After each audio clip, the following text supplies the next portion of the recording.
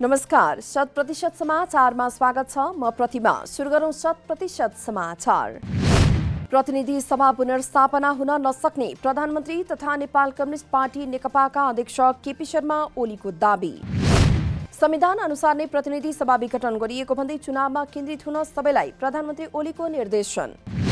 काठमाडौँमा सुदूरपश्चिम प्रदेशका कार्यकर्ताहरूको भेलामा बोल्दै संविधान अनुसार विघटित प्रतिनिधि सभा पुनर्स्थापना हुन नसक्ने प्रधानमन्त्री ओलीको दाबी।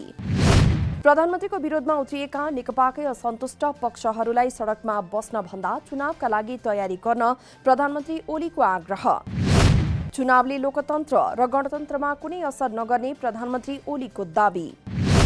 निरन्तर असहयोग पाएको र लाञ्छनाको भरमा आफूलाई पदबाट हटाउँछु भने भ्रम नपाल्न प्रधानमन्त्री ओलीको आग्रह।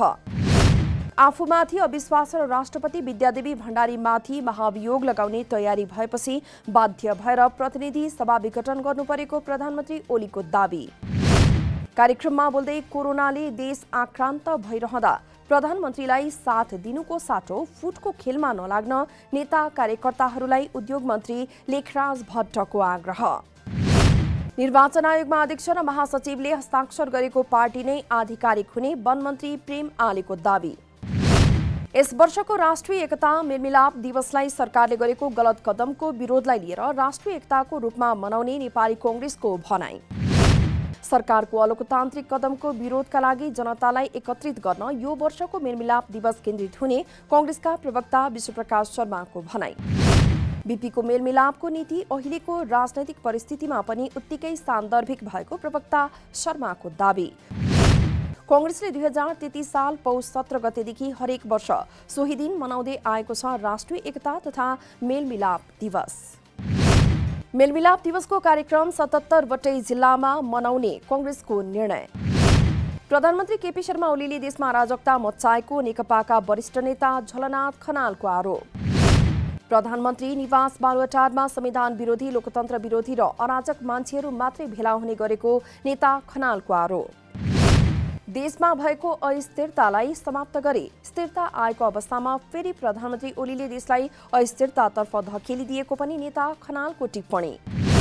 प्रतिनिधि सभा विघटनपछि प्रधानमन्त्री केपी शर्मा ओलीले संवैधानिक रूपमा राजीनामा गर्न बाध्य नभए पनि संविधान अनुसार यो सरकार कामचलाउ भइसकेको विज्ञहरूको जिकिर। संविधानको धारा 77 को उपधारा 1 को गमा प्रतिनिधि सभाको सदस्य नरहेमा प्रधानमन्त्रीको पद रिक्त हुने व्यवस्था रहेको विज्ञहरूको तर्क। 2072 को संविधानमा नलेखिए पनि ओली सरकारले दीर्घकालीन महत्त्वको कुनै पनि निर्णय लिन नपाउने कानून क्षेत्रका जानकारहरूको भनाई। बहुमत प्राप्त पार्टीको सरकारका प्रधानमन्त्रीले सरकार चलाउन नसक्ने भएपछि संसद विघटन गर्ने छुट प्रधानमन्त्रीलाई नभएको कानूनविदको भनाई। तर यस्तो अवस्थामा सरकारले नियमित सरकारले जस्तै निर्णय गर्न सक्ने प्रधानमन्त्रीका परराष्ट्र मामिला सल्लाहकार डाक्टर राजन भट्टराईको दाबी। निर्वाचन आचार संहिता लागू नहुँदासम्म यो सरकारले नियमित सरकारले जस्तै निर्णय लिन सक्ने सल्लाहकार भट्टराईको तर्क। राष्ट्रिय सभाको अधिवेशनमा उपस्थित हुने राष्ट्रिय सभा सदस्यहरूलाई स्वास्थ्य सुरक्षा तथा सतर्कता अपनाउन राष्ट्रिय सभा अध्यक्ष गणेश प्रसाद तिमिल सिन्हाको अपील। पौष 17 गते अपराह्न 4 बजे बोलाइएको छ राष्ट्रिय सभाको अधिवेशनको पहिलो बैठक। बैठकका निम्ति बिहीबार राष्ट्रिय सभा सदस्यको कोभिड-19 परीक्षणको व्यवस्था गरिएको अध्यक्ष तिमिल सिन्हाद्वारा जानकारी। यो अवधिभर राष्ट्रिय सभा सदस्यलाई स्वास्थ्य सतर्कता अपनाउन अध्यक्ष तिमिल सिन्हाको आग्रह। सम्पूर्ण राष्ट्रिय सभा सदस्यहरूलाई बैठक अवधिभर बाहिरी गतिविधिमा जाँदा सावधानी अपनाउन अध्यक्ष तिमिल सिन्हाको आग्रह। राष्ट्रिय सभा सदस्य बाहेक बैठकस्थलमा प्रवेश गर्ने सुरक्षाकर्मी, पत्रकार, कर्मचारी लगायत सबैलाई पनि सतर्कता अपनाउन अध्यक्ष तिमिल सिन्हाको अनुरोध। नेकपाको दाहाल नेपाल पक्षद्वारा बागमती प्रदेशको संसदीय दलको नेतामा अष्टलक्ष्मी शाक्य चयन। पेरिस डाँडामा बसेको दाहाल माधव पक्षको प्रदेश सांसदको बैठकद्वारा मुख्यमन्त्री डोरमणि पौडेलको ठाउँमा शाक्यलाई संसदीय दलको नेता चयन। यसअघि यो समूहले बागमती प्रदेशसभामा मुख्यमन्त्री पौडेल विरुद्ध अविश्वास प्रस्ताव दर्ता गर्दै मुख्यमन्त्रीको उम्मेद्वारमा शाक्यलाई गरेको थियो प्रस्ताव। आफ्नै दलमा बहुमत जुटाउन प्रयास गर्ने र नेपाली कांग्रेस सहितका दलहरूसँग पनि सत्ता समीकरणका लागि छलफल गर्ने बैठकको निर्णय। 4 महिनापछि केपी शर्मा ओली प्रधानमन्त्री नरहने नेकपा दाहाल नेपाल पक्षका नेता वर्षमान पुनको दाबी। रोल्पामा पत्रकारहरूसँग कुरा गर्दै गैर संवैधानिक काम गरेर प्रधानमन्त्री ओलीले आफ्नो राजनीतिक जीवन धरापमा पारेको पूर्व ऊर्जा मन्त्री पुनको भनाई। सही गन्तव्य पहिल्याउन नसक्दा राजनीतिक दिशा विपरीत उल्टो हिँड्न खोज्दा ओलीको राजनीतिक जीवन नै चोइटिएर गएको पुनको दाबी। प्रधानमन्त्री ओलीको हटका कारण लोकतन्त्र पनि धरापमा पर्न सक्ने खतरा बढेको नेता पुनको भनाई। कांग्रेस सभापति शेरबहादुर देउवाले 2059 सालमा गरेको गल्ती नदोहोर्याउन समेत प्रधानमन्त्री ओलीलाई नेता पुनको सुझाव। स्काउट क्षेत्रको विकासलाई परिणाममुखी बनाउनका लागि सहकार्य र सहयात्रा गर्ने खेलकुद मन्त्री दावा तामाङको प्रतिबद्धता। खेलकुद मन्त्रालयबाट नेपाल स्काउटलाई गर्न सक्ने जस्तोसुकै सहयोगका लागि तयार रहेको मन्त्री तामाङको भनाई। नेपालमा पछिल्लो 24 घण्टामा थप 511 जना कोरोना भाइरस संक्रमित थपिएको स्वास्थ्य तथा जनसङ्ख्या मन्त्रालयद्वारा जानकारी। यो सँगै नेपालमा संक्रमितको कुल संख्या 2,60,059 पुगेको मन्त्रालयको तथ्याङ्क। बुधबार 600 जना निको भएसँगै डिस्चार्ज हुनेको संख्या 2,51,912 रहेको मन्त्रालयद्वारा जानकारी। पछिल्लो 24 घण्टामा थप 7 जनाले ज्यान गुमाएसँगै कोरोनाबाट नेपालमा 1,847 जनाको मृत्यु भएको मन्त्रालयको तथ्याङ्क। बाँकेमा उपचारका क्रममा थप 3 जना कोरोना संक्रमितको मृत्यु। 2 जना बाँकेका र 1 जना बर्दियाका कोरोना संक्रमितको मृत्यु भएको जिल्ला स्वास्थ्य कार्यालय बाँकेद्वारा जानकारी। बाँकेको कोहलपुर नगरपालिका 2 का 73 वर्षीय पुरुषको उपचारका क्रममा मंगलबार राति 10:30 बजे मृत्यु भएको अस्पतालद्वारा जानकारी। बाँकेकी नेपालगञ्ज उपमहानगरपालिका 20 का 66 वर्षीय पुरुषको पनि उपचारका क्रममा बुधबार बिहान मृत्यु भएको अस्पतालको भनाई। बर्दियाको ठाकुर बाबा नगरपालिका 9 निवासी 85 वर्षीय महिलाको उपचारका क्रममा मंगलबार राति 10:30 बजेको समयमा बाँकेमै मृत्यु भएको अस्पतालद्वारा जानकारी। विश्वव्यापी रूपमा रहेको कोरोना भाइरस संक्रमण जोखिमका कारण लोसार पर्वको रौनक प्रभावित। गुरुङ समुदायमा नयाँ वर्षको रूपमा तामझामका साथ मनाइने लोसार पर्व यस वर्ष कोरोनाका कारण भयो सुनसान। वर्गचक्र फेरिएसँगै गुरुङ समुदायमा नयाँ वर्षको रूपमा धुमधामसँग मनाउने गरिन्छ तमु लोसार पर्व। किराँत समुदायले धुमधामसँग मनाएका छन् किराँत पर्व उधौली साकेला। किराँत भित्रका जात जातिले फरक फरक नाम दिए पनि समग्रमा उधौलीका नामले चिनिन्छ यो पर्व। बाली लगाउने बेला अर्थात् वैशाख पूर्णिमाका दिन उभौली अर्थात् यावा पर्व मनाइनेछ प्रचलन। 2065 सालमा भ्याली कोल्ड स्टोरका सञ्चालक बाबुराजा रावलको अपहरणमा संलग्न मध्येका 1 जना फरार आरोपी पक्राउ। दुर्गा बहादुर बुढाथोकी उर्फ सोले कुमारलाई भारतीय प्रहरीको सहयोगमा दार्जिलिङबाट पक्रेर काठमाडौँ ल्याइएको केन्द्रीय अनुसन्धान ब्युरोद्वारा जानकारी। सर्लाही घर भएका बुढाथोकीलाई पक्राउ गरिएको केन्द्रीय अनुसन्धान ब्युरोका डीआईजी सहकोल थापाको भनाई। 2065 सालमा बुढाथोकी सहितको समूहले रावललाई अपहरण गरेर 1,50,00,000 रुपियाँ फिरौती पाएपछि गरेका थिए अपहरण मुक्त।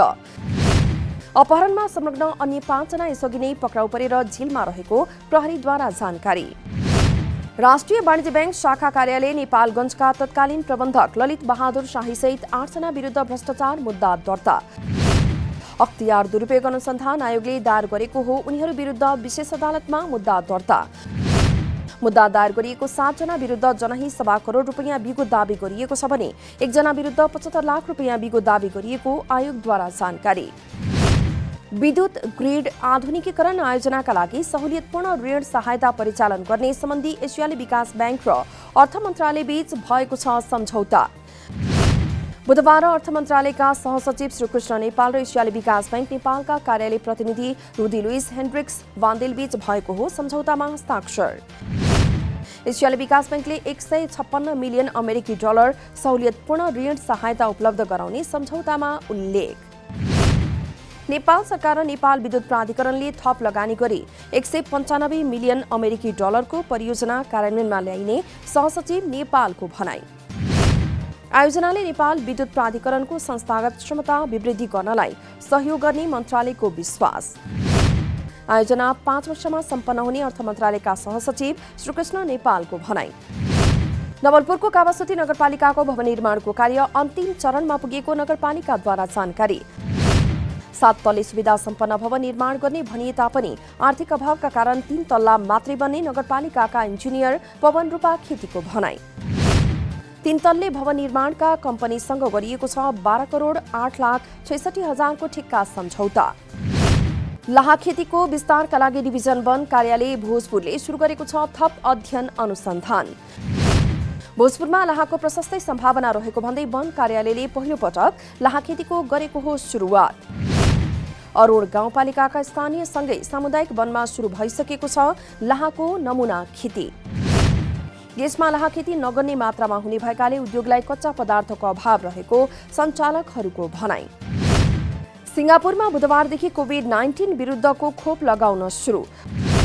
पहिलो चरणको खोप सिङ्गापुरका नेशनल सेन्टर फर इन्फेक्सस डिजिजका स्वास्थ्यकर्मीहरूलाई दिइने सरकारद्वारा जानकारी। अस्पतालका नर्स, चिकित्सक, स्वास्थ्यकर्मीहरू र प्रशासनका कर्मचारीलाई पहिलो चरणमा खोप लगाइने स्वास्थ्य मन्त्रालयको भनाई। पहिलो पंक्तिमा नै खट्नुपर्ने अवस्थाका अन्य कर्मचारीलाई आगामी वर्ष अर्थात् सन् 2021 को जनवरीमा खोप लगाइने मन्त्रालयद्वारा जानकारी। अक्सफोर्ड विश्वविद्यालयका वैज्ञानिकहरूले निर्माण गरेको कोभिड-19 विरुद्धको खोप बेलायतमा स्वीकृत। बेलायतको औषधि नियमन निकायले स्वीकृत गरेको हो खोप स्वीकृत भएसँगै उत्पादक कम्पनी एस्ट्राजेनेकासँग 5 करोड जनतालाई पर्याप्त हुने गरी 10 करोड डोज खोप मगाइसकिएको बेलायत सरकारद्वारा जानकारी।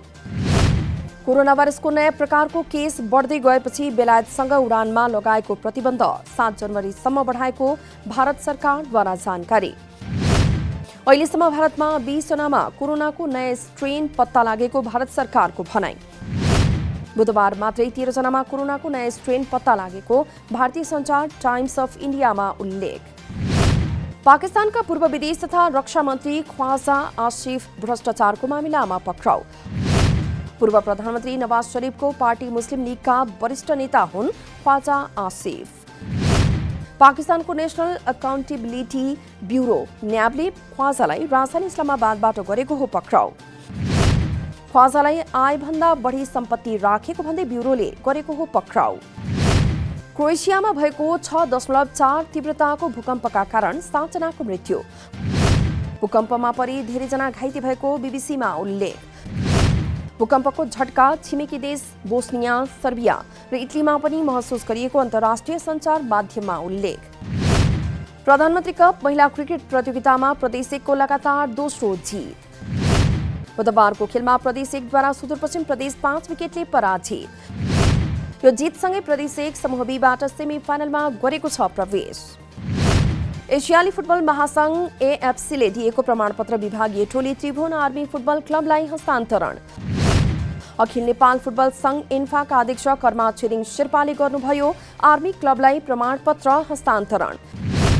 त्रिभुवन आर्मी क्लबले मान्यता पाउँदा नेपालको एक मात्र क्लबले अब एएफसीका प्रतियोगितामा नेपालको प्रतिनिधित्व गर्न पाउने। क्लबले महादेशमै च्याम्पियन्स लिग पछिको ठूलो प्रतियोगिता एएफसी कप 2021 खेल्ने। 100% समाचार अहिलेलाई यति नै। नमस्कार।